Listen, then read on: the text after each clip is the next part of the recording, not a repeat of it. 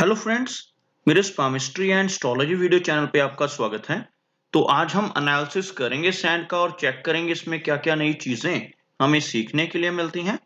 तो as usual शुरू करूंगा फिंगर्स के एनालिसिस से, उसके बाद चेक करेंगे फिंगर्स की सेटिंग को एंड माउंट्स को, और सबसे लास्ट में हम चेक करेंगे लाइंस को। इस तरह से पूरे हैंड का जो एनालिसिस हम कंप्लीट करेंगे। तो चलिए मैं शुरू करने जा रहा हूँ, साथ-साथ ड्रॉ करता जाऊंगा आपके लिए ताकि आपको समझने में कोई दिक्कत ना हो।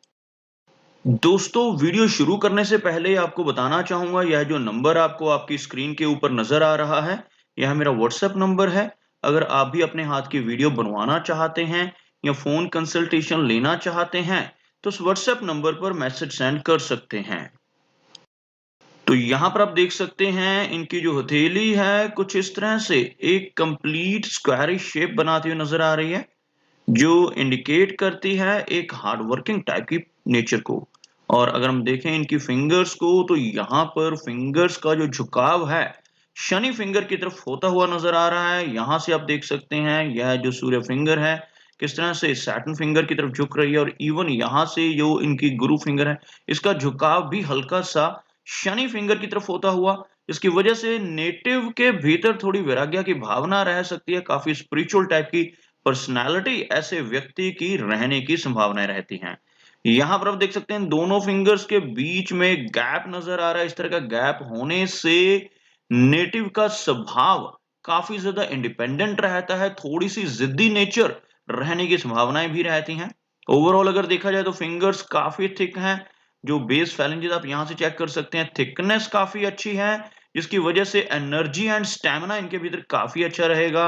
और अगर हम लंबाई की बात करें तो बृहस्पति फिंगर ज्यादा लेंथ में अगर हम कंपेयर करते हैं इनकी सूर्य फिंगर के मुकाबले, तो गुरु फिंगर ज्यादा लंबी है, जिसकी वजह से काफी अच्छी लीडरशिप क्वालिटीज इनके भीतर रहने वाली हैं। साथ ही साथ काफी स्पिरिचुअल टाइप की पर्सनालिटी, काफी नॉलेजेबल पर्सनालिटी इनकी यहाँ पर मैं देख पा रहा हूँ। और अगर बात करते हैं शनि फिंगर की, शनि फिंगर काफी अच्छी लेंथ में है, थिकनेस काफी अच्छी है, जिस वजह से ऐसे नेटिव काफी मेहनती होते हैं और अपनी इसी क्वालिटी की वजह से लाइफ में काफी अच्छी प्रोग्रेस पाने में कामयाब रहते हैं। सूर्य फिंगर की बात की जाए तो सूर्य फिंगर लेंथ में मीडियम है, हल्का झुकाव है, क्रिएटिव क्वालिटीज काफी अच्छी रहेंगी, लेकिन बहुत ज्यादा स्ट्रॉन्ग सोशल सर्कल यहाँ पर नहीं रह पाएगा, क्योंकि सूर्य जो माउंट है वो भी फ्लैट है, लंबी सूर्य रेखा का अभाव है। तो यहाँ पर सोशल सर्कल के मामले में थोड़ी सी दिक्कत आ सकती है, लेकिन बृहस्पति माउंट काफी स्ट्रॉन्ग नजर आ रहा है। और अगर हम बात करें मरकरी की, मरकरी फिंगर यहाँ पर थोड़ी शॉर्ट होती हुई लेकिन लो सेट नहीं है।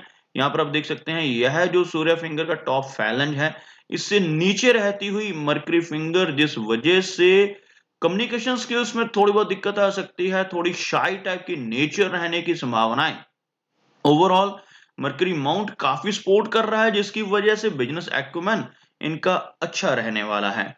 ओवरऑल फिंगर्स के बीच में कुछ हल्के गैप्स होने की वजह से थोड़ा सा खर्चीला स्वभाव, सबसे पहले तो इन्हीं दो फिंगर्स के बीच में गैप, और यहाँ पर भी आपको हल्का गैप नजर आएगा, जिस वजह से मनी मैनेजमेंट में थोड़ी सी दिक्कतें आ सकती हैं। नेटिव को थोड़ा खर्चीला टाइप की नेचर ऐसे व्यक्ति की रहने की संभावनाएं रहती हैं। तो चलिए आगे बढ़ते हैं, फिंगर्स के बाद चेक करते हैं इनके सभी माउंट्स को, उसके बाद चेक करेंगे इनकी सभी रेखाओं को भी। तो यहाँ पर अगर मैं एक लाइन ड्रॉ करता हूं तो कुछ इस तरह की एक रेखा बनकर सामने आ रही है, जिसमें आप देख सकते हैं इनके लगभग इनका गुरु माउंट और शनि माउंट काफी हाई सेट हैं, और जो सूर्य माउंट है यह भी अच्छा नजर आ रहा है, लेकिन थोड़ी सी डिक्लाइनिंग लाइन चल रही है यहाँ से, जिसकी वजह से मरकरी माउंट हल्का सा लो सेट होता हो, जिस वजह से थोड़ी शाई नेचर रहेगी। और मरकरी रेखा की अगर हम बात करें दोस्तों तो यहाँ पर आप देख सकते हैं यह जो है मरकरी लाइन है, यह कुछ इस तरह से ओवरलैपिंग के साथ नजर आ रही है, और ऊपर भी हल्की सी ये रेखा बनती हुई। इस तरह की मरकरी रेखा का होना इंडिकेट करता है अच्छा बिजनेस एक्यूमेन, लेकिन साथ ही साथ डाइजेस्टिव सिस्टम से संबंधित दिक्कतों का सामना भी करना पड़ सकता है। ओवरऑल यह जो एरिया है माउंट का यह काफी अच्छा मिल पा रहा है मरकरी माउंट को, जिस वजह से यहाँ पर बिजनेस करने की कैपेबिलिटी व्यक्ति की स्ट्रांग हो जाती है।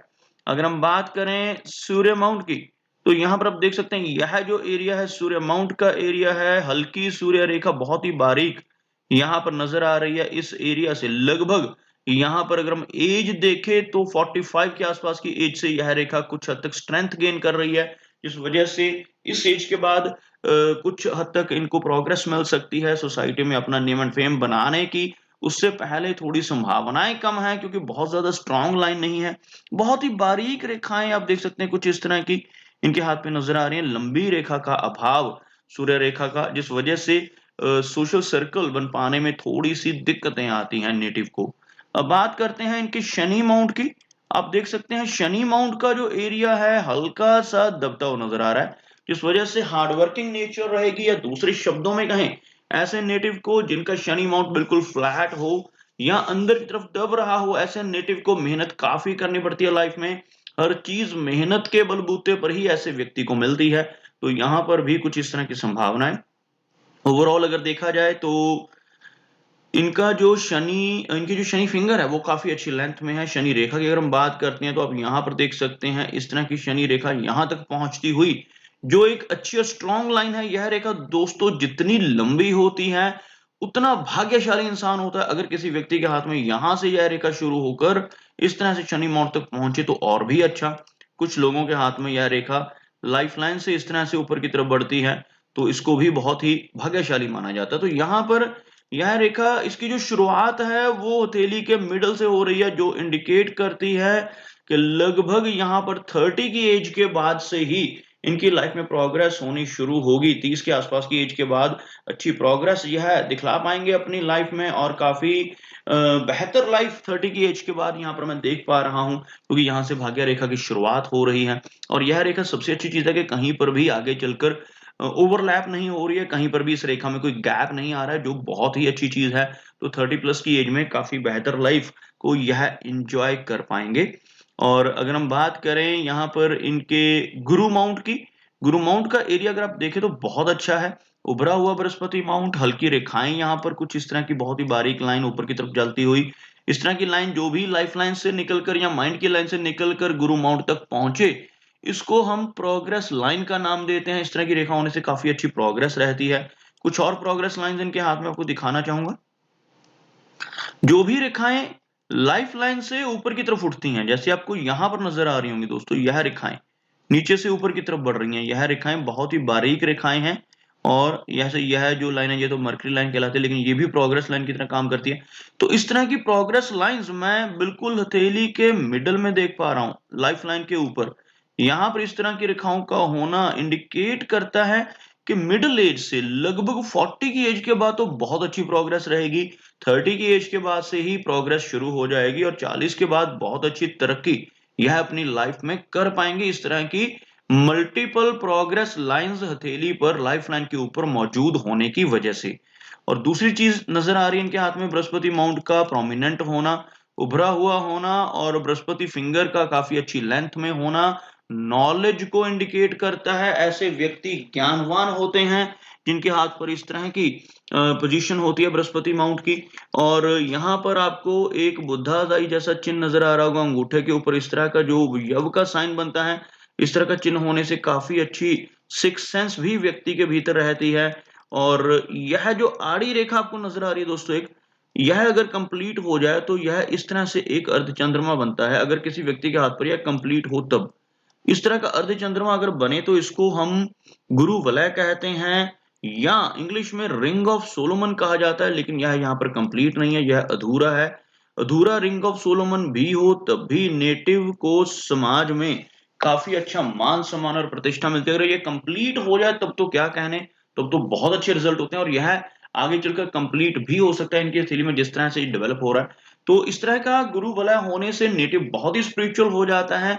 40 प्लस की एज के बाद स्पिरिचुअलिटी का झुकाव जो है वो काफी ज्यादा हो जाता है। धर्म कर्म के काम करना, सोशल वर्क करना, ऐसी चीजों में रुचि लेना व्यक्ति की खासियत रह सकती है।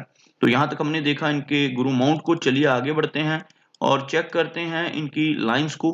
हार्ट लाइन की अगर हम बात करें तो काफी अच्छी हार्ट की लाइन, बहुत ऊपर की तरफ कर्व नहीं है, लेकिन साथ साथ एक ब्रांच और चल रही है इस तरह की, जिसकी वजह से थोड़ी इमोशनल नेचर रहेगी। और हार्ट की लाइन को अगर हम देखें तो हार्ट की लाइन के साथ साथ कुछ ऐसी रेखाओं का चलना या नीचे की तरफ ब्रांचेस का होना, यह इमोशनल सेटबैक्स को भी दर्शाता है। और इस तरह की रेखाओं का होना और इस लाइन का शैलो हो जाना, जैसे आप यहाँ पर देख सकते हैं, यह रेखा लगभग 60 के आसपास की एज में शैलो हो रही है, यहाँ पर थोड़ी चौड़ाई में आपको नजर आएगी यह रेखा।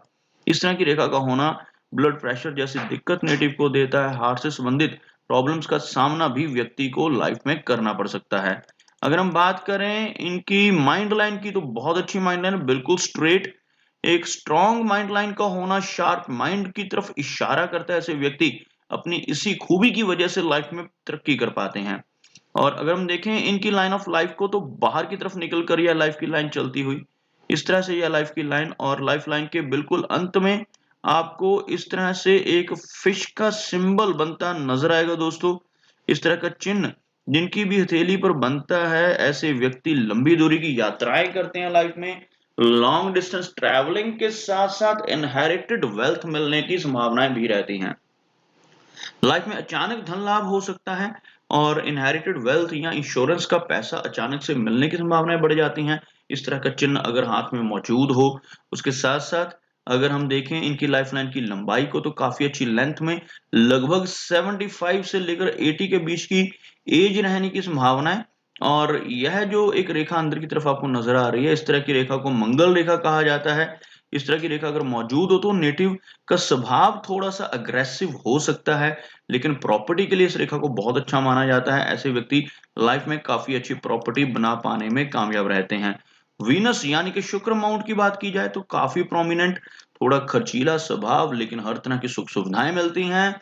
इस तरह की बारीक रेखाएं होने से मैरिड लाइफ को लेकर थोड़ी सी दिक्कतें शुरू में आ सकती हैं, लेकिन अगर बृहस्पति माउंट अच्छा हो, जैसा यहाँ पर नजर आ रहा है, तो ऐसा व्यक्ति बहुत ही नॉलेजेबल होता है, जिस वजह से मैरिज अच्छी चलती है। मैरिड लाइफ में शुरू में इनिशियली कुछ दिक्कतों के बाद बहुत बेहतर मैरिड लाइफ को भी ऐसा व्यक्ति इंजॉय कर पाता है। उसके बाद आप देख सकते हैं चंद्र माउंट को। चंद्र माउंट के ऊपर कोई भी नेगेटिव चिन्ह नहीं है, हल्का सा मून माउंट यहाँ से वीक होता हुआ, इस वजह से थोड़ी एंजाइटी रह सकती है फ्यूचर को लेकर, लेकिन कोई भी मेजर प्रॉब्लम इनके मून माउंट के जरिए नजर नहीं आ रही। तो दोस्तों यह कुछ एनालिसिस थे इनके हैंड के बारे में, और मेरी कोशिश यही रहती है कि सभी सवालों के जवाब एक ही वीडियो के थ्रू दे पाऊं, लेकिन फिर भी कोई ना कोई चिन्ह या सवाल रह जाता है। तो इनसे रिक्वेस्ट है कि अगर इनका कोई क्वेश्चन पेंडिंग है, तो मुझे व्हाट्सएप पे मैसेज करें। मेरा वीडियो वॉच करने के लिए आपका बहुत बहुत धन्यवाद।